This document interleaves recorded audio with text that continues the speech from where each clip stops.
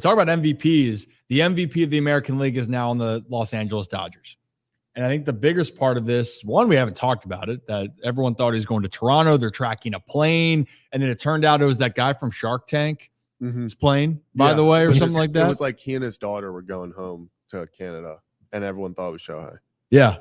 Amazing. Everyone was tracking this damn flight path, that this plane was delayed or diverted and going to Toronto. I will say, Jared Carrabis, I think it was Carrabis, put out a tweet that I thought was hilarious and honestly, like, was very true about the whole situation, where he was like, I think all of us as baseball fans need to kind of take a step back. He was like, that got weird for a second when we were tracking that man's plane. He was like, I think we need to touch grass for a minute. He was like, everyone get offline for like 20 minutes because things got weird there when we were all arguing over which plane Shohei was on flying to Toronto while he was sitting in his home. That was the weirdest thing, was the report that debunked it was way too like specific. It was like, despite reports, Shohei Ohtani is sitting in his home in Los Angeles, California, deciding things. It's like, could just say he was in LA. Did you guys see the whole JJ Watt thing about that? He kind of put things into perspective as far as media and everything goes.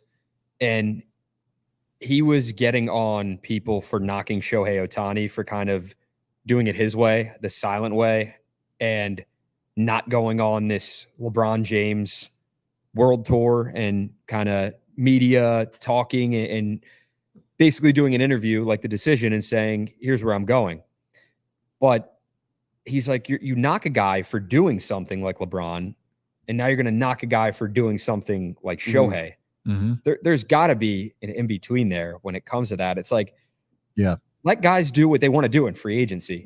If you want to go on and do a decision like LeBron, I'll remember that for the rest of my life. I watched it. That's something that's like a core memory that I will remember. LeBron making that decision and saying, I'm going to take my talents to South Beach. And Shohei, I'm going to remember where I was when Shohei made his quiet decision and signed a massive 10-year, $700 million contract with the Dodgers. Speaking of, the deferrals are insane. And that's where we wanted to get into this real quick. So, Brad, you have a graphic of what this all entails. Yeah, so this is ridiculous. And I actually put a poll up in our YouTube chat about whether or not this deal was bad for baseball. And maybe people don't really understand the context, because 75% of you are saying that no, it's not bad for baseball, while 25% are saying yes. So just a real quick, Shohei Ohtani, this is from Jeff Passan. Shohei Ohtani's $700 million contract calls for him to be paid $2 million a year for the next 10 seasons, with $680 million deferred to the end of the deal. Sources confirmed to ESPN. The CBT hit on the contract is going to be around $46 million, a huge discount for LA. And the structure of the deal, yada, yada, yada. You can see that. So for me, I do think this is bad for baseball. And this is just a loophole for the Dodgers to get to skirt around the salary cap.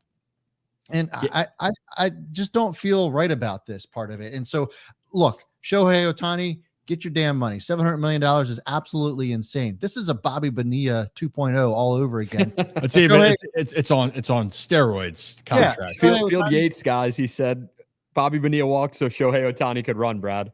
Yeah, Shohei's like, hold my beer. You know, he's going to get paid all the way out to 2043. And for me, like, it feels like cheating. It's not cheating. They're not breaking any rules. It just feels that way. And I just don't think that this is great for baseball. This gives the Dodgers an unfair advantage, in my opinion, and something should be done about it. It's definitely, it's people say the teams need to spend more, right? But then it's how do you spend it? But this is the unconventional way, because Shohei Ohtani is the one that actually went to the Dodgers and said, I want to defer this money so it can give our team a chance to bring players in. So like that's my point.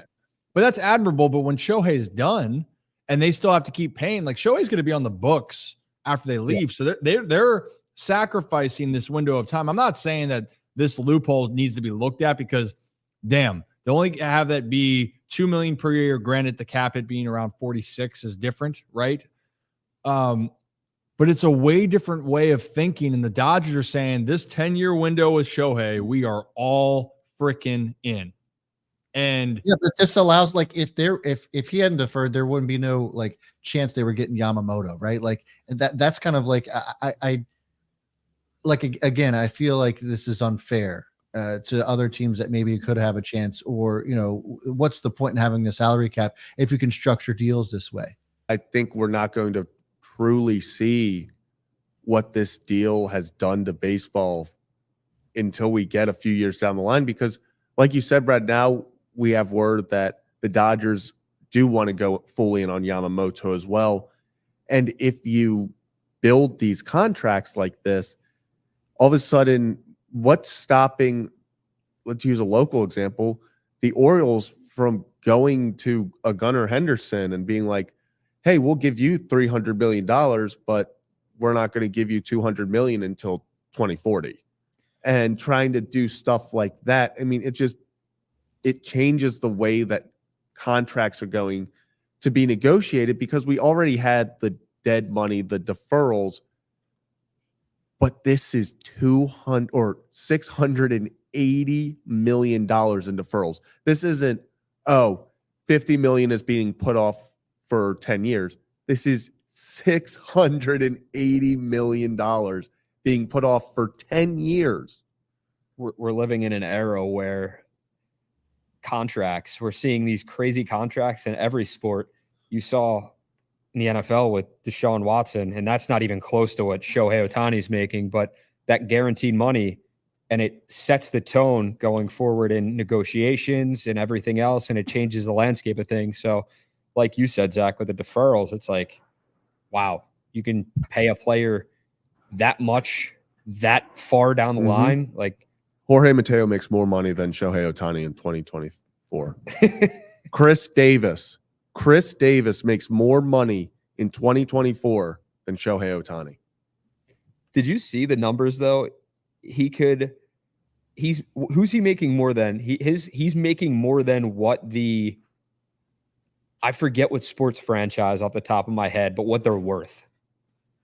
Oh, I'm sure. I mean, yeah. I mean, probably multiple ones, but yeah. Yeah, I mean, Shohei, if a Major League Baseball team is going for, I don't know, $1 billion, $2 billion, whatever it's going to be, and Shohei Ohtani is getting $700 million. I mean, imagine what he's getting in endorsement deals. The dude, after when it's all said and done, almost can afford to purchase a Major League team. Getting to the point, it's going to keep going up, but this deal is unprecedented. But it's also at the forefront that Ohtani was the one pushing for this. Like, I want to emphasize that. Yes, there could be a loophole, and maybe the Dodgers could have persuaded and said, hey, this will make us competitive. But Ohtani, what was the big thing why he wanted to leave the Angels, guys? Do you remember? He wanted to win. There it is, Brad. He wanted to win. He was tired of the mediocrity that was happening with the Angels, and you had Mike Trout there. You have two of the best players of this generation and of any generation on the same team, and you could not put together a winning roster, a winning formula. So Ohtani's emphasis, besides getting a shit ton of money, which he got, was I want to win. I want to be on a winning team. So I commend him for doing this. He's going to get his money one way or another. And for the Dodgers saying, well, we found a way to make this work, but definitely Major League Baseball is going to have to address this in the future, because this could be a different line of negotiating that could become very, very tricky as we move forward. But Ohtani's a Dodger. He's not in the American League. He's not in the American League East. Oriole fans, you already are dealing with Juan Soto coming to New York. Apparently, Yamamoto is trying to be recruited by Hideki Matsui to come to the Yankees. We're going to find out soon enough here. It's a lot of that. Talk about spiciness. This hot stove is still heating up.